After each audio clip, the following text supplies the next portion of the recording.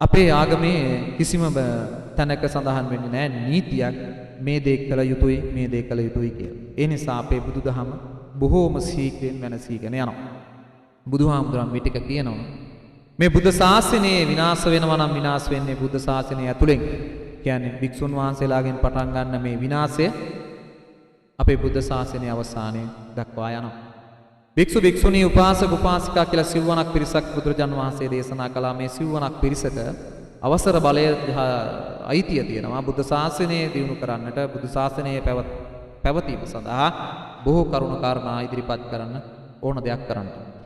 එයිහෙලා උපාසක කියන කොටසින් තමයි ඔබට අද මම ධර්ම දේශනාව කළේ. ඉතින් මේ බුද්ධ ශාසනයේ නීති රීති නැති නිසා දහමට බණට ලැබි මිනිස්සු අඩුයි. මතක තබා ගන්න බුද්ධ ශාසනය තරම් උතුම් දහමක් කොහෙවත් නැහැ. හේතුව තමයි බුදුරජාණන් වහන්සේ මේ ඇට මස් ලේ නහර වලින් හැදිච්ච කෙනෙක්. දිව්‍ය ලෝකයේ දිව්‍ය සම්පත් ලබන අපි දෙවියන්ට ආරාධනා කරන දිව්‍ය ලෝකයේ කිසි කෙනෙක් නෙමෙයි. මේ තුන් ලෝකේටම අධිපතියා බුදුන්. ඔබ මෙහි ගුණය දන්නේ නැහැ. තේරුම් ගන්නෙත් නැහැ. තේරුම් කළ දුන්නට මම හිතන්නේ තේරුම් ගන්න උත්සාහ කරන්නෙත් නැහැ. හේතුව ඔබ දහම ගැන දන්න අවබෝධය අඩු නිසා. උතුම් රුවන්වැලි මහා චෛත්‍යයේ මේ මොහොතේ වැඩ සිටින මේ තුන් ලෝකේටම තියෙන එකම මහා සෑය රුවන්වැලි සෑය. මේක දෙව් බඹුන් වන්දනාමාන කරන උතුම් දෙයක්. මට මේක දැක්කට පස්සෙත් ඇතුනේ හදවතට මහා භක්තියක්. ඔබ දන්නව රුවන්වැලි සෑය වඳින්නේ කොහොමද කියලා? ඔබ රුවන්වැලි සෑය වැඳගෙන යන්නේ මෙහෙම වටේ මේ මහා සෑය උසයි සුදුයි ලස්සනයි කියාගෙන විතරයි. එහි අගේ ඔබ දන්නේ නැහැ. රුවන්වැලි සෑය වඳිනකොට මේ ඔබට යටින් තියෙන ගල් පර්වතයේ යට තියෙනවා රවුමක්. ওই රවුමට මේ නලල තියලා වැඳලා තමන්ගේ ජීවිතේ පූජා කරන්නට ඕන බුදුන්ට. මේ මොහොතේ මේ තප්පරයටත් මේ රුවන්වැලි සෑයේ මේ හතර කොනේ ඇතුලේ ඔබ දන්නවද පහන් හතරක් දැල් වෙනවා කියලා? දිව්‍ය ලෝකේ සහ මනුස්ස ලෝකේ නාග ලෝකේ තිබුණා. නාග ලෝකෙ තිබිච්ච ටික තමයි මේ ගැලලා තියෙන ද්‍රෝණයක් ධාතුන් වහන්සේලා වැඩිම ධාතුන් වහන්සේලා වැඩ සිටින රුවන්වැලි සෑයේ. මේ ධාතුන් වහන්සේලා අවුරුදු 500කට පස්සේ එකට එකතු වෙනවා. එකට එකතු වෙන්නේ සිළුමිණ සෑය රුවන්වැලි සෑයේ තියෙන මේ සෑ දෙකේ සිළුමිණ සෑය කොහෙද තියෙන්නේ? දිව්‍ය ලෝකේ. අදටත් වන්දනාමාන කරනවා දෙවියන්. සිළුමිණ සෑය සහ ලංකාවේ වටාවට ඉන්දියාවේ සහ සියලු ලෝකයේ තියෙන තැන්වල තියෙන ධාතුන් වහන්සේලා එකට එකතු වෙලා බුදුරුවක් මේ රුවන්වැලි සෑය උඩ හැදෙනවා. මේ රුවන්වැලි සෑය උඩ අවුරුදු 500කට පස්සේ මේ අවසාන බුදුදහමේ අවසානයේ ඒ සියලු ධාතුන් වහන්සේලා එකතු වෙලා බුදුරුවක් හැදෙනවා. හැදිලා මහා පෙළහර පාලා සනිකව නැති වෙලා යනවා. ඒකට අපි කියනවා ධාතු පරිනිර්වාණය කියලා. ධාතු පරිනිර්වාණයෙන් පස්සේ මගේ ආදරණීය බෞද්ධ පින්වතුනි බුද්ධ ශාසනය නැති වෙලා යනවා. බුද්ධ ශාසනය එතනින් ඉවරයි. ඊතරම් බලගත් තැනක් තමයි අපි මේ ආවට ගියාට වන්දනාමාන කරන්නේ. ඔබ රුවන්වැලි සෑයට ගිහින් ඇති. වරක් ගිහින් ඇති, දෙවරක් ගිහින් ඇති. ඒත් මේ අගේ ඔබ දන්නේ නැහැ. රුවන්වැලි සෑයට මේ අවුරුදු 5-6කට කලින් උපාසක අම්මා කෙනෙක් හැමදාම රුවන්වැලි සෑයට ගිහිල්ලා සිල් ගන්නවා. ගමේ මිනිස්සු මේවා උපාසක අම්මා නැති වුණා. ගමේ මිනිස්සු කිව්වා රුවන්වැලි සෑය ගාව සිල් ගත්ත නිසා, සිල් අරගෙන මැරිච්ච නිසා මේ උපාසක අම්මා අපි කොහොම සිරියාවතී කියන්නේ? සිරියාවතී උපාසක අම්මා දිව්‍ය ලෝකයේ ඇති. මේ සත්‍ය කතාවක්. නමුත් ඇගේ මරණයෙන් මතු 6 මාසයකට විතර පස්සේ මේ අම්මා තමන්ගේ දුවට පෙරේතියෙක් වෙලා ආවේශ වෙනවා. ඊට පස්සේ කට්ටඬිය ගෙනල්ලා ලොකු තොইলයක් නටපු වෙලාවේ අම්මගෙන් කට්ටඬිය අහනවා ඔබ මැරුණේ රුවන්වැලි සෑයේ ඇයි පෙරේත ලෝකේ ඉන්නේ කියලා. එතකොට ඇය කියනවා ඇත්ත මං කළේ බොහොම ලොකු පිනක්. මම අවුරුද්ද හැම මාසෙකම රුවන්වැලි සෑයට ගිහින් සිල් ගත්තේ. මේ රුවන්වැලි සෑය අවට අනුරාධපුරේ උපාසකම්ම කෙනෙක්. හැබැයි මම මැරෙන වෙලාවේ මගේ පිටිපස්ස හරවලා තිබිලා තියෙන්නේ රුවන්වැලි සෑයට. මං නිදාගෙන ඉඳලා තියෙන රුවන්වැලි සෑයට පිට දීලා පිටපැස්ත හරවලා රුවන්වැලි සෑයට මූණ හරවලා නෙමෙයි මම මැරිලා තියෙන්නේ. ඒ පව තමයි මං අද පෙරේතියක් කියලා ඉපදලා තියෙන්නේ. හඳුන් නැහැ. ඇස් බාගෙට එල්ලෙන, මස් වැක්කිරෙන, අමුතුම දුඟදක් හමන, අමුතුම ජීවිතයක් ගත කරන ලෝකයක් පෙරේත ලෝකේ. ආයි සංසාරයෙන් ගොඩ වෙන්න හම්බෙන්නේ නැහැ පින්වතුන්.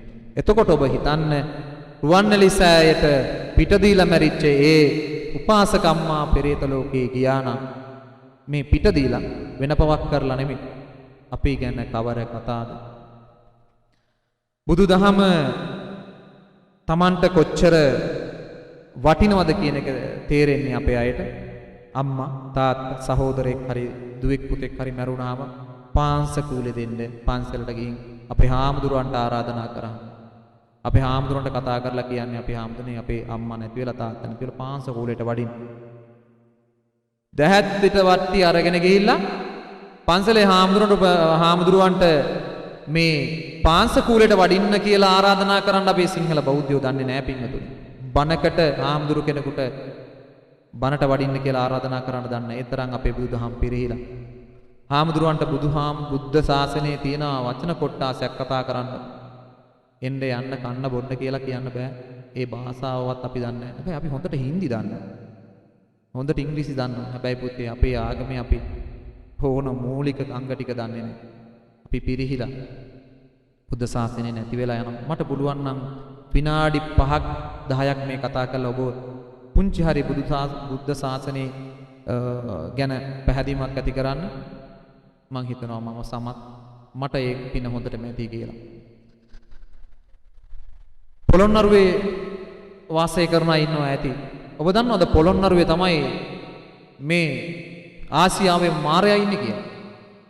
නෑ පුතේ. මාගාවත් මගේ යටතේ රස්සාව කරන පොළොන්නරුවේ පොඩි නංගිලා දෙන්නේ. මං අහුව පොළොන්නරුවේ විශේෂත්වය මොකද්ද? ගල් විහාරය. හරි. ගල් විහාරයේ විතරද? ගල් විහාරයේ තියෙනවා මාරයා දැකලා තියෙනවද? නෑ. ලැජ්ජයි කියන්නේ. රජරට මිනිස්සු ගැන මාරයාවත් දැකලා නෑ. ගල් විහාරයේ ඉන්නේ.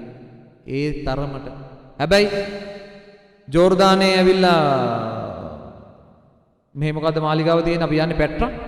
පැට්‍රා මාලිගාවේ වැලි කැටේ ඉඳන් දන්නවා. හැබැයි පොළොන්නරුවේ අපි මාරයා ඉන්නේ කොහෙද කියලා දන්නේ නැහැ. ඒ තරම් පිරිහිච්ච සමාජයක් මේක බුදුසසුන බුද්ධ දහම. මේ වගේ අවස්ථාවක ප්‍රදීප් මහත්තයා ප්‍රමුඛ මේ ෆයින් අපරල් එකේ මේ දුවා දරුවෝ එකතු වෙලා කරපු මේක මහා ඵල මහානිස්සංස පුණ්‍ය කටයුත්ත.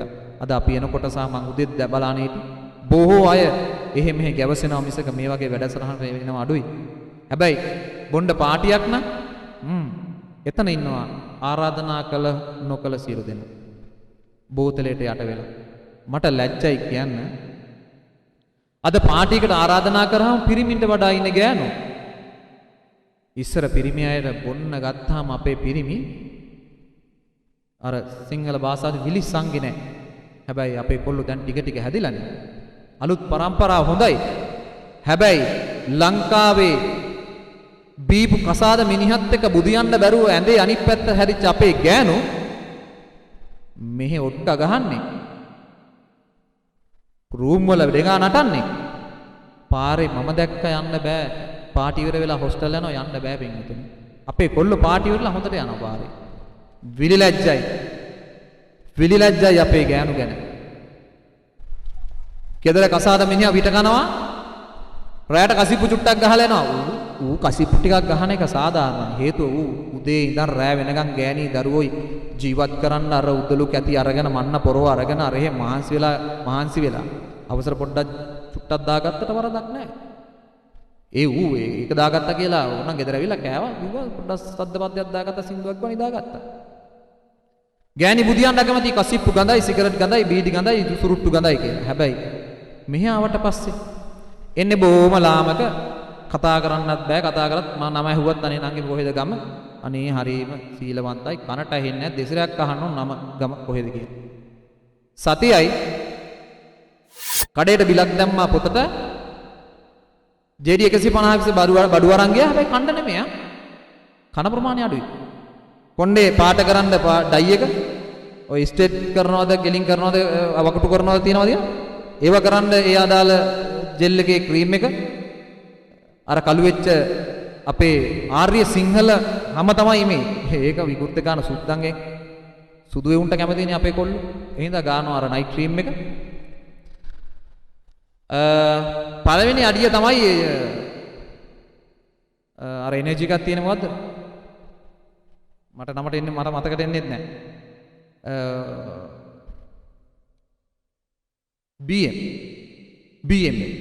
BM බණ්ඩලයක් විතර අරගෙන අද ඇස්සේ ගහ ගන්න. පොඩ ටෙන්ෂන් එක ආවම ගහලා දාන්න. ඊට පස්සේ ওই ටික ගා ගන්නවා, ওই ටික නා ගන්නවා. අර ලස්සන අද්දිගට ඇඳලා දිගට සායන්දපු අපේ නංගිලා ඇඳ ගන්නවා මෙතෙන්ට කොටට. තව චුට්ටක් උඩට පලා ගන්නවා. ලිප්ස්ටික් ටික ගාගත්තා, කිව්ස් ටික ගාගත්තා, නියපොතු ටික පොඩ්ඩක් දික් කරලා පාට කරගත්තා. කොණ්ඩෙත් පොඩ්ඩක් එහෙම පාට කරගත්තා. මගේ මිත්‍රයා සමාවෙන්න ඕන ඔබට පහරක් වදී කියලා හිතනවා නම් සමාවෙන්න ඕන දසදහස් වාරයක් ගහගත්ත ටැටු එක්කුයි. අන්න දැන් තමයි බාණ්ඩේ.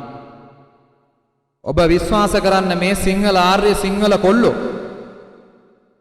ඔබව తాවකාලික සුවය සඳහා ඔබට ඔය දෙන නිදහස කොල්ලගෙන් ඇහුවොත් යාළුවෙන් කියලා මම කැමතිද මම මෙහෙම පාට කරනවට මම මෙහෙම කරනවට බොනවට පොඩ්ඩක් චුට්ටක් දැම්මට කමන්නේ නැද්ද කොල්ලගේ කමන්නේ මට මොකද ඌ ගෙදර ගෙනියන්නයි මෙහි ඉන්න ටිකට විතරයි ඊට පස්සේ ගෙදර ගෙනියන්නේ නැහනේ ගෙදර ගෙනියන්නේ හැබැයි තමන්ගේ බිරිඳ එහෙම කරනවට මිනිහා කැමතිද ලොවෙත් නැහැ බොන ගෑණියෙකුට මේ පිරිමි කැමතිද නැහැ ඔහොම කොණ්ඩේ උස්සලා ගස්සලා වැස්සියෙක් වගේ එහෙම යනකොට ගෑනුන්ට කැමතිද කොල්ලෝ අවදාවත් නැහැ අපේ සිංහලකම තියෙන්නේ ඒක ඉතිහාසයේ ඉඳන්ම අරන් ආපු පුරුද්දක් නේ අපි අපේ ආච්චම්මලා මේ දනිස් මේ කකුලේ මේ විලුඹ ගා පල්ලෙහාට යනකම්ම දිගට ඇඳපු මිනිස්සු අපි 60 මෙතක් විතර දිගට ඇඳපු මිනිස්සු අපි කාලයක් යෑමෙන් අපි පිරිහුණා හොඳම උදාහරණය 1962 ලංකාවේ තිබුණේ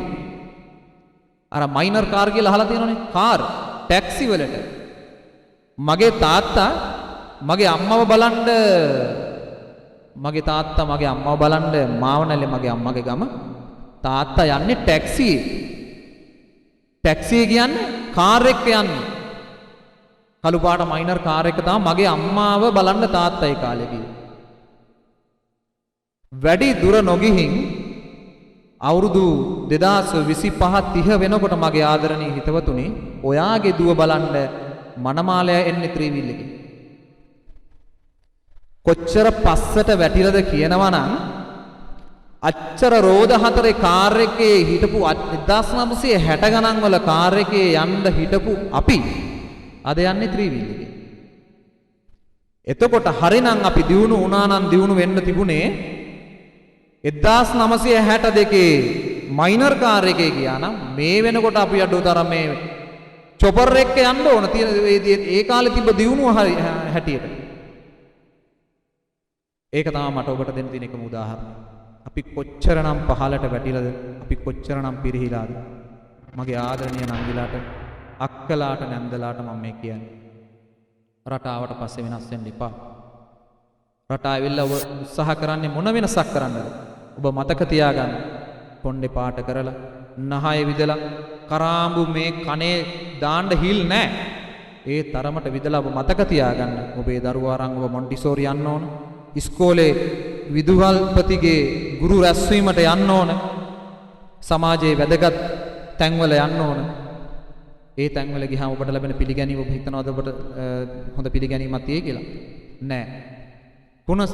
පොටින්ම කියනවා නම් ගුණසිංහ පුරෙන් ආවායි කියලා තමයි පිළිගන්නේ. මම මේ වචනේ තව තේරුම් කරලා දෙන්න උත්සාහ කරන්නේ. දන්න කට්ටියකින් අහන ගුණසිංහ පුරෙන් ආවා ගොම මොකද්ද පිළිගැනීම කියලා. ඒ தත්ත්වයට වැටෙන්න එපා ආදරණීය නංගී කොල්ලෙක්ට කමන්නේ කොල්ලෙක් සාමාන්‍යයි මොකද මෙතන පච්චාග ඉස්සරත් ඉතින් අපේ ගමේ මැරයා මෙතන කොටියෙක්ගේ කටක් ඇඳලා පිහියක් කොටලා එහෙම හිටියා. ඔබ කොණ්ඩේ පාට කරලා ෆෝන් එකට අලුත් ෆොටෝස් ටිකක් දාගෙන අර ලෝකෙම හිනස්සන ඇප් එක දාගෙන මෙතන දැම්මේ මේ. මං හිතන්නේ මේ හොස්ටල් එකේ මං දන්නේ. টয়ලට් එකට ගියත් ටික්ටොක් නොකරන කාලයක් නැහැ. ඒකත් එහෙමයි. ඔබ පිරිහිලා ඇප් එකක් ඩවුන්ලෝඩ් කරගෙන TikTok කරනවා කියන එක hina වෙලා සතුටු වෙන්නවත් තව කෙනෙක් ඔබගේ අඩනිරුවත දැකලා ඔබගේ නැටුම දැකලා සතුටු වෙයිද? කවදාවත් නැහැ. ඔබ මතක තියාගන්න. අපේ සිංහල පිරිමි ඒක අපට එන්නේ ඉතිහාසය ධම්මනේ. අපේ ඉතිහාසයේ රාවණ රජුරුවන්ගෙන් පටන් ගන්න ඉතිහාසය නම් එන්නේ බොහොම පෞරුෂත්වයක් තියෙන සිංහල පිරිමි. මේ පිරිමි කැමති නැහැ පිට රටේ වුණා. අපේ ගෑනු හදන්නේ අපේ සිංහලකම විනාශ කරලා දාලා පිට රට විදියට. ඔය කළු හැමට අපේ උන් කැමති. ඔය කළු කොණ්ඩේට අපේ උන් කැමති. ඔය කළු පාට ශරීරයට ඔය ඇඳලා ඉන්න පිළිවෙතට අපේ මිනිස්සු හරි කැමති. ඔබ හිතනවා නම් ඔබ වෙනස් වෙන්නේ මුන්ගේ ආකර්ෂණය ගන්න කියලා. මුන් අහුවෙන්නේ නැහැ. අහුවෙනවා తాවකාලික සැප සතුට සඳහා පමණක්. මං අරන් ගිහින් බඳින්නේ. ඔබට ඕන දෙයක් කරගනි. මට ඕන වෙලාවට ළඟට එනවා නම් ඒ ඇති. ඒක ඇත්ත. ඉතින් තමන් බඳින ගෑණිගේ බොහොම චාම් සරල ගති පැවතුම් තමයි පිරිමියෙක් හොයන්නේ. ඒ ගති පැවතුම් හදාගන්න උත්සාහ කරන්න. ඒක තමයි සිංහල බෞද්ධ කාන්තාවක්ගේ හැටි පිළිවෙත. තැනක ගිහින් සංවරව ඉන්න පුරුදු වෙන්න.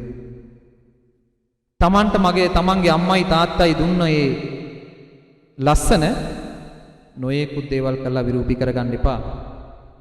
ඒ අම්මයි තාත්තයි හදපු ෆොටෝ කොපි ඔය. ඇයි ෆොටෝ කොපිය ආපහු වෙනස් කරන්නේ? එඩිට් කරලා අරව කරලා මේවා කරලා. එහෙම කරන්න අවශ්‍ය නැහැ.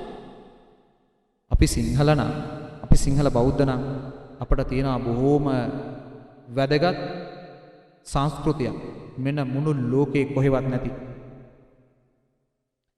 මම හොටෙල් සංස්ථාව සහ සම්බන්ධ රස්සාවක් කළා.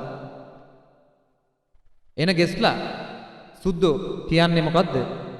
ලංකාවේ තමයි තියෙන්නේ ආචාරශීලී බව. බොහොම පිළිගැනීම අතින් තව මිනිහෙක්ව පිළිගන්න එකම රට ලංකාව. අපේ නීතිත් ඒවට හැදිලා පින්වතුනි. නීතිය කොහෙන්ද? අපි ගිහින් සුද්දෙකුට ගැහුවොත් සුද්ද අපට ගැහුවොත් අපි සුද්දට ගහන්නේ නැහැ. සුද්දට මල පැනලා අපට ගැහුවා. පොලිසියෙන් අරන් යන්නේ කවුද? අපිව. සුද්දාට පළවෙනි තැන. හේතුව තමයි අපි ඒ තරම් ආචාරශීලී, අපි ඒ තරම් වැදගත් සංස්කෘතියක ඉන්න බොහෝම උගත් පිරිසක් ඇතියට. ලෝකේ නිදහස් අධ්‍යාපනය තියෙන එකම රට අපේ රට. නිදහස් සෞඛ්‍ය තියෙන එකම රට අපේ රට. අද පැනඩෝල් පෙත්තක් ගන්න බෑ මේ ස්පිරිතාල වලට ගිහිල්ලා. ඒකට සල්ලි. මෙහි මොන්ඩිසෝරියේ අතුල් කරන්න බෑ සල්ලි නැතුව. අපි එහෙමද? අපි නිදහස් අධ්‍යාපනයෙන් ඉගෙන ගත්ත මිනිස්සු. ඒ නිසායි අද අපි මෙතන ඉන්නේ. අපි නිදහස් අධ්‍යාපනයෙන් ඉගෙන ගන්න නැතුව සල්ලි දීලා ඉගෙන ගන්න තිබුණා නම් මට ඔබ හමු වෙන්නේ මෙහෙදි නෙමෙයි. කොහෙද? එක්ක විද්‍යාපීඨයක, නැත්තම් නීති පීඨයක, නැත්තම් කලා විශ්වවිද්‍යාලයේ පීඨයක. එහෙම. මොකද ඔබට එහි යගේ නැතුව තිබුණා. අගේ තිබුණා නම් ඔබ මා හමුවන්නේ මෙහිදී නොවේ. ඉතින් ඒ නිසා මේ ජීවිතය ඔබට ලබා දුන්නේ අම්මයි තාත්තයි. අම්මයි තාත්තයි කියන්නේ ඔබගේ හේවණල්ල. ඒ අම්මටයි තාත්තටයි පින්වතුනි. කරන්න තියෙන උපරිම නිග්‍රහය තමයි මේ. තමන් විකෘති වෙන එක. දුව වෙනස් වෙලා අනේ පුතේ ඔබ එදා වගේමයි. එහෙම අහන්න තමයි අම්මා කැමති. අනේ පුතේ ඔබ වෙනස් වෙලානේ. ඔබ කොණ්ඩේ මෙහෙම කළා කළු වෙලා නැහැ. දැන් ඉස්සරගේ කළු එකා නෙමෙයි දැන් සුදු වෙලා ගමේ උන් අඳුරන්නේ නැහැ. මේ ආවි සිරියාවදීද කියලා ලංකාව. ඇයි වෙනස් වෙලානේ? ඒ නිසා මතක තියාගන්න. අපේ සිංහල සංස්කෘතියට හැඩගැහෙන්න. පිටරට සංස්කෘතියක් අපට අරන් ගිහලා හරියන්නේ නැහැ. ඒ නිසා තමයි අපේ රට මේ තරම් අදටත් මේ දේශපාලුව කාලා බීලා විනාශ කරලා දාන්නේ. ඒ මොකද අපේ මිනිස්සු සනිකව මොනවද? අහු වෙනවා. ඒ නිසා මේ අම්මයි තාත්තයි කියන්නේ ජීවිතේ වටිනාම සම්පත් දෙක. ඔබට තියෙන, මට තියෙන. මගේ තාත්තා ජීවිතුන් අතර නැහැ.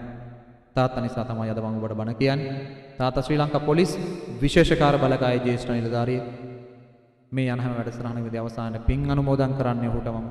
මගේ තාත්තා මගේ ජීවිතේ රජ්ජුරුව නිසා. අම්මයි තාත්තයි කියන්නේ ජීවිතේ. මම මෙතනින් ෆෝන් ටික ඔක්කොටම ඔබලා පෙන්වන්න කියලා කිව්වොත් ඉස්සරහා ඩිස්ප්ලේ එකේ තියෙන එක්කෙනෙක්ගේවත් අම්මගේ හරි තාත්තගේ හරි ෆොටෝ එකක් තියෙනවද? මං එකහෙලා කියනවා එහෙම නෑ කියලා. හැබැයි සුදු අම්මිගේ හරි සුදු තාත්තිගේ හරි ෆොටෝ එක කිව්වොත් තියෙනවා. ඒක තමයි දාගෙන ඉන්නේ. ලැජ්ජ වෙන්න, දුක් වෙන්න. Tamanට ජීවිතය දුන්න අම්මටයි තාත්තටයි හැර වෙන මිනිහෙකුට වෙන ගෑණියෙකුට සුදු අම්මි සුදු තාත්තා කියනවනේ. දෙවියෝ වරන් දෙන්නේ නැහැ කටට. එහෙම කියන්නේ. මොකද මුස්ලිම් ආගමේ අම්මාව කොච්චර උසස් කොට සලකනවද කියනවනම් ඔවුන්ගේ දිව්‍ය ලෝකයේ ඔවුන්ගේ ලෝකයේ තියෙන අම්මගේ කකුල් දෙක යටලු. එහෙමයි කියන්නේ. මුස්ලිම් කෙනෙක් ඉන්නවනම් මම කියන දේ ඔබට තේරුම් සත්‍යයක්. ඔව් පිළිගනී ඒක ඇත්ත කියලා. මුස්ලිම් මිනිස්සුන්ගේ අම්මගේ කකුල් දෙක ගාව තමයි ස්වර්ගය. එයාලගේ වචනේ හැටියට එයාලගේ ස්වර්ගයේ තියෙන අම්මගේ කකුල් දෙක යට කියලා කියන්නේ. ඒ කියන්නේ එයාලා අම්මට වඳින්නේ නැහැ. මේ නලල දන ගහලා අම්මගේ කකුල් දෙකේ ගහනවා. එහෙම ඒ තරම් ශ්‍රේෂ්ඨ අම්මටයි තාත්තටයි සලකන්නේ හොයාලා පුදුම විදිහට. උදේ 7ට ෆෝන් එක මේ දවස් 4ක් නිමාවට තිබිච්ච වෙලාවේ ෆෝන් එක ඔන් කරලා උදේ 7 ඉඳන් රෑ 11 කියමු. රෑ 10. රෑ 10 වෙනකන් සුදු තාත්තිටයි සුදු අම්මිටයි තමයි කෝල් කරගත්තේ. අම්මට කෝල් ගත්ත වාතාවක් තියනවද? අම්මට පැයක් කතා කරපු වෙලාවක් තියනවද? අම්මට විනාඩි 20ක් කතා කරපු වෙලාවක් තියනවද? පුළුවන් නම් ඉන්න කෙනෙක් ඉන්නවනම් කියන මං දවස් මම්මත් එක්ක ෆෝන් එකේ හිටියේ කියලා. එහෙම නැහැ. හැබැයි අර අම්මයි තාත්තයි එක්ක ඉන්නවා. ඒ අම්මයි සුදු අම්මේ දුන්න දෙයක්වත් නැහැ මේ සුදු තාත්තිට. මේ සුදු තාත්ති දුන්න දෙයක්වත් නැහැ මේ සුදු අම්මට. දීපු දේ ගැන මට කියන්න ලැජ්ජයි. ඒ නිසා අම්මයි තාත්තයි එක තමයි තමන්ගේ ජීවිතේ හැඩගැහෙන්න ඕන. ඒ දෙන්න තමයි ජීවිතේ තමන්ගේ ජීවිතේ තව මිනිහෙකුට ආකර්ෂණය වෙන්න. ඔයා ලස්සනයි සුදුයි කොණ්ඩේ දිගයි හරි හුරුබුහුටි හරි ලස්සනයි. එහෙම තව මිනිහෙකුට ආකර්ෂණය කරගන්න තව මිනිහෙක් ලස්සනයි කියන්නේ හැදුවේ අම්මා. ඔයා හදාගත්තේ කිසි දෙයක් නැහැනේ. ඒකට උදාහරණේ ජැකට් 100ක් විතර මේ ඇඳුමේ ඇඟේ දාලා වෙලලා තිබ්බට මම මේක හැම දේශනාවකදීම කිව්වා. හැම ජැකට් 100ක් 200ක් මේ ඇඟේ උලාගෙන හිටියත් හවස වැඩ ඇරලා යන්න බලන්න. හවස වැඩ ඇරලා ගිහිල්ලා මේ ඇඳුම් එකින් එක උනා දැම්මට පස්සේ මේ නාභිය අපි සුද්ධ සිංහලෙන් කිව්වොත් බුරිය ඩස්ට් එක හිටලා තියනවා දැකලා තියෙනවද? නෑ කියලා කියයි සමහරු. එහෙම නැති ඒක බොරු ඒක එහෙනම් ඒ මිනිස්සෙක් වෙන්න බෑ. මේ නාභියේ පුඩි ඩස්ට් එක හිටලා තියෙනවා. පුංචි නූල් කෑලි එකතු වෙලා මොනවා හරි ඩස්ට් එකක් හිටලා තියෙනවා. ඇයි හේතුව තමයි අපි මේ අම්මත් එක්ක සම්බන්ධ වෙන්නේ බඩවැලෙන් පොඩි කාලේ. මේ බඩවැල කැපෙලා දැම්මට පස්සේ තමයි මේ බුරිය එන්නේ. අර වීපොත්ත ගියාට පස්සේ හාල් ඇට එනවා වගේ පෙකෙන වැල කැපුවාට පස්සේ එතෙන්ට කියනවා බුරිය කියලා. නාභිය. ඒ බුරිය තාම දන්නේ නැහැ මේ මූ වැඩෙන්නේ කෙරෙන්නේ කරන්නේ මූ කටින් කාලා බීලා තමයි කියලා. තාම විශ්වාස කරනවා අම්මාගෙන් තමයි මූ තාම කන්නේ කියලා. මේ කාන්දම තමයි මේ ඇදලා ගන්නෙ. මෙතන තියෙන්නේ කාන්දමක් අම්මාගෙන් තාම මූ කනවා කියලා හිතලා මේ ඇදලා ගන්න දේවල් තමයි ඒ හින්දා තමයි මේ ඩස්ට් එක හිටලා තියෙන්නේ. ඒ කියන්නේ එතන කාන්දම් බලයක් තාම තියෙනවා කියන්නේ. තේරුණාද? එතකොට මේ සුදු අම්මයි තාත්ති රැයට හරියට මල් කඩනවනේ.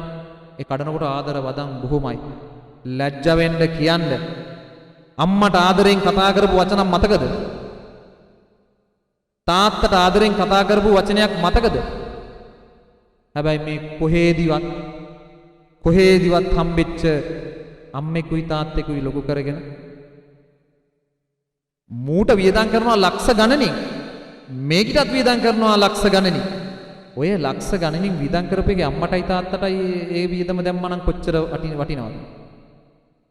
අම්මවයි තාත්තවයි පෝෂණය කරන එකේ පින කොච්චරද? අම්මයි තාත්තයි සතුටු වෙන වාර ගාන කොච්චරද? අප්‍රමාණයි. ඒ කියන්නේ බුදුන්ට පස්සේ ඉන්න එකම බුදුන් අම්මා. අම්මයි තාත්තයි එතනින් එහාට කෙනෙක් නැහැ. ඉතින් ඒක අපේ ජීවිතවලට කාවදින්න ඕන. අපේ මිනිසුන් කාවදින්නේ වෙන මොනවද? JD 150 200 බර්ත්ඩේ පාටි වලට 150 200 රත්තරන් බඩු වලට මේ කොහෙවත් කවදා හරි දාලා යන මිනිහෙකුට කවදා හරි දාලා යන ගෑණියෙකුට ඇයි ඒ වියදම අම්මට දෙන්න බැරි? අම්මට කියලා ගමේ පන්සලේ පොඩි විහෙර කෑල්ලක් හදන්න බැරි? අටපිරිකර පූජා කරන්න බැරි? පිළිම වහන්සේ නමක් කරන් පූජා කරන්න කියලා කියන්න බැරි? එහෙම වුණා නම් පුතේ ඔබට ලැබෙන ආශිර්වාදේ 33 කෝටියක් දෙවිවරු 33 කෝටියක් ඔබට ආශිර්වාද කරනවා. කනගාටු වෙන්න ඔබ ඉන්න තත්ත්වය ගැන. කනගාටු වෙන්න ඔබ ඉන්න තත්ත්වය ගැන. අම්මයි තාත්තයි කියන්නේ අපේ ජීවිතේ මතක් කරගන්න අම්මවයි තාත්තවයි. යන්න ඔය තියෙන හැම ලෝකෙකින්ම ඈත් වෙලා යන්න. පුළුවන් නම් අද බණ අහලා ගිහිල්ලා අම්මගේ තාත්තගේ ෆොටෝ එකක් දාගන්න ඉස්සරහට. තමන්ගේ ජීවිතේ තමන්ගේ මහ මුල ඒක. ඒ මුලින් ඒ ගහෙන් ඒ ඵලෙන් හැදිච්ච අතුරු ඵලයක් ඔබ කොහොමද තවත් වෙන ඵලයකට ජීවේ දෙන්නේ? ඒක මතක තියාගන්න. තමන් හදපු තමන්ගේ මව් ශාකයට ඉස්සලා පෝෂණය කරන්න. තමන් හදපු මව් ශාකේ වඩන්න. ඊට පස්සේ තමන් හැදෙන්න. තමන්ට වරදින වාර වැඩි. තමන් දෙමාපියන් සලකන්නේ නැති නිසා. තමන්ට වරදින වාර ගන්න වැඩි. තමන් ආගමේ දාමේ නොහැසිරෙන නිසා. මතක තියාගන්න අම්මටයි තාත්තටයි සලකලා හරියට බුදුදහම මම කියන්නේ පන්සිල් පද 5ම රකින්න කියලා. හැබැයි ඒකෙන් පද 2ක්වත් රකින්න පුළුවන් නම් අපට යන තැනකට ලේසි. අපි මේ account වල දාලා සල්ලි එකතු කරනවා වගේම පරලොව යනකොටත් අපි account එකේ පින් එකතු කරලා තියෙන්න ඕන. නැත්තම් යන තැන ඔබට හිතා ගන්නටවත් බැරි වෙයි. සල්ලි පොඩි ගහගෙන ගියාට මාරයා ඉස්සරහා සියලු දේ තියලා යන්න ඕන. ගුණදහම් පමණක් අරගෙන යන්න ඕන. ඒක මතක තියාගන්න. මම විනාඩියක් ගන්නම් පුංචි උදාහරණයක් කියන්නේ ඒ සම්බන්ධව. අපේ හාමුදුරු කෙනෙක් හිටියා. ඒ හාමුදුරන්ට අයියා කෙනෙක් ඉන්නවා. අයියා ඔපරේෂන් එක කරගත්තා. දොස්තරලා කිව්වා මෙයාට තියෙන ලෙඩ රෝග වල හැටියට මේ ඔපරේෂන් එක කරන්න හරි අමාරුයි. ජීවිතය ගැන විශ්වාස කරන්න බෑ. හාමුදුරුවෝ මොකද කරේ? රුවන්වැලි මහා සෑයට ගිහිල්ලා මේ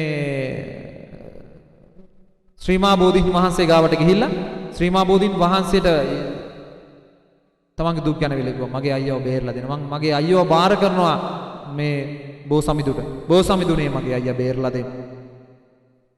අයියා බේර ගන්න බැරි වුණා. අයියා බේර ගන්න බැරි වුණා. අයියා මැරුණා. අයියා මැරිලා ඉපදුණා. අයියා මැරුණා. මැරුණාට පස්සේ අයියා මේ කතාව ලංකාදීප පත්තරේට ලියනවා. අයියා මේ කතාව. ඒකේ කියනවා මම රතු පාට ලෝකෙකින් ඉස්සෙල්ලා මම දැක්කේ ලොකු ලයිට් එකක් මගේ මූණට වැටෙනවා. ඔපරේෂන් තියටර් එකේ ලොකු ලයිට් එකක් වැටෙනවා සිහි මුර්ජාවෙන්. එතනින් පස්සේ මම ඇදගෙන ගියා රතු පාට ලොකු බටයක් මැදින් කළුවර ලෝකෙට. ඊට පස්සේ මගේ ඇඟ වගේ 1000 ගුණයක් මහ විශාල ඔටුනු පළඳපු රජ කෙනෙකුට මම ඉතිහාස පොතේ දැකපු රජ කෙනෙකුට හා සමාන ඇඳුම් වස්ත්‍ර හිමි මිනිස්සෙක් ඉඳගෙන මේ නරයට දෙන දඬුවම මෙහෙම කියලා මෙයාගේ කන් වලට ඇහෙනවා. මහා ගෝසාවක් ඇහෙනවලු. ඊට පස්සේ මෙයා ආපහු ඇහෙනවලු මේ පැත්තෙන් කතා කරලා කියනවා නෑ. මෙයා ශ්‍රීමා බෝධීන් වහන්සේට බාර කරපු දරුවෙක්. මෙයා ශ්‍රීමා බෝධීන් වහන්සේට බාර කරපු දරුවෙක්. එහෙම කී හඬ ඇහෙනවලු මේ කවුරු හරි ඈත ඉඳන් කියනවා. ඊට පස්සේ මේ මිනිස්සයා සිහිය ආවා. ආපහු රතු පාට ලෝකෙකින් පියවි සිහිය එනවා. පියවි සිහිය එනකොට එන්න විනාඩි ගානකදී මෙයාට පේනවා ඇඳේ මහා ස්පිරිතාලේ ඇඳේ මෙහි මුණින් අතට උඩුබැලි අතට ඉන්නේ ෆෑන් එක උඩින් එයා ඉන්නේ. යට සුදු පාට ඇඳගත්ත මිනිස්සෙක් බිම ඇඳේ නිකන් දපලා ඉන්නවා. පියවිසිය ඊළඟ හොලවනකොට යාට තේරෙනවා මම ඉස්සෙල්ලා දැක්කේ මම ඉන්නවා මේ ෆෑන් එක අරගෙන ෆෑන් එකට උඩින්. හැබැයි මම දැන් ඉන්නවා මේ ෆෑන් එකට යටින්. මනෝකාය ගිබ් මනෝකාය ආපහු මේ ශරීරයට ආවා. හේතුව ඇයි? අරයා ජයශ්‍රී මා බෝධීන් වහන්සේට මගේ අයියා බාර කරනවා මගේ අයියා සනීප කරලා දෙන්න කියලා අර හාමුදුරුවෝ ගිහින් පූජාවක් බුද්ධ බෝධි පූජාවක් තිබ්බේ ආනුසංස. ඒ හින්දායි අයියට මෙලව සැප ආපහු ලැබුණේ. මතක තියාගන්න බුදුදහම තරම් බලවත්. ඔය ඔබ නොදන්න බුදුදහම හරි බලවත්. මේ අය ගොඩක් දෙනෙක් කියනවා මේ මේ බුදුදහම මෙහි අදහන්න හොඳ නැහැ. ඒකට හොඳ නැහැ, කරන්න හොඳ නැහැ. ඒ වුණාට අපේ නංගිලා මට මේ මාපිය වන්දනාව කරන්න කලින් මේවා එන්නේ ඇයිද කියලා මම දන්නේ නැහැ මේ සිතුවිලි මට. මේ අපේ අය නංගිලා මේ නෝම්බි කාලේ නෝම්බි අල්ලනවා. මතක තියාගන්න. නෝම්බි අල්ලන්න හොඳ නැහැ. දන්නවද මුස්ලිම් ආගමේ කරන වතාවත් ඔයාලා නෝම්බි අරින්න සහ නෝම්බි පටන් ගන්න සහ නෝම්බි අරින්න කරන වතාවත් දන්නවද? දන්නේ නැහැ එකෙක්වත්. හැබැයි නොකා නොබී ඉන්නවා. මොන පවද්ද මේ? බුදුහාමුදුරුවෝ උත්සාහ කළා දුෂ්ටක්‍රියා කරලා මේ ඇඟට දුක් දීලා කන්නේ නොකා නොබී ඉඳලා මේ ශරීරය සැප නොදී භාවනා කරලා මේ ඇඟේ මස් ඇට කොටුවට ඇලෙනකන් ඉඳලා බැලුවා මේක හරියනවද? ඒක හරි කියේ නෑ. මධ්‍යම ප්‍රතිපදාවල් ගමනේ කියලා තමයි බුදු උනේ. එතකොට අපේ මිනිස්සු මේ මම ආගමට බනිනව නෙමෙයි. නමුත් ඒ ආගමේ වත්පිළිවෙත් තියෙනවා. ඒ මිනිස්සු අදහන්න විදියක් තියෙනවා. අපේ මිනිස්සු ඒක දන්නේ නැහැ. දන්නේ නැතුව පව් දෙකක්. එකක් ඒ ආගමේ වත්පිළිවෙත් නොදැන නෝම්බි අල්ලන එක. අනිත් එක අපේ ආගමෙන් වෙන ආගමකට හැරිලා ඒකේ අනුගමනය කරන එක. පව් දෙකක්. යාළුවලා ඉන්න අයියා මුස්ලිම් නේ. යා ඉතින් නෝම්බි අල්ලනකොට මං කොහොමද කාලා නේද? ලැජ්ජ වෙන්න. පිටරට මිනිස්සුන්ට එක්ක ඉන්න ලැජ්ජ වෙන්න ඕනි. තමන්ට ඉන්න සිංහල ජාතියේ මේ සිංහලලේ තවත් ලේවලට සම්බන්ධ කරන්න එපා. ඒක ලොකු පවක්. ඒවා ගෙවන්න වෙන්නේ මෙහිදි නෙමෙයි. පරලොවදී හිතට එකගව මිනිහෙත් තමන් කසාද මිනිහත් එක්ක ගිහින් ජීවත් වෙන්න පුළුවන් පරිසරයක් මෙතන හදාන යන්න. මට මෙතනින් එහාට මේවා කියන්න බෑ. මාත් එක්ක සමහරට වෛර බඳි. හැබැයි මං ඇත්ත කිව්වේ. මේවා දැකලා කලකිරිලා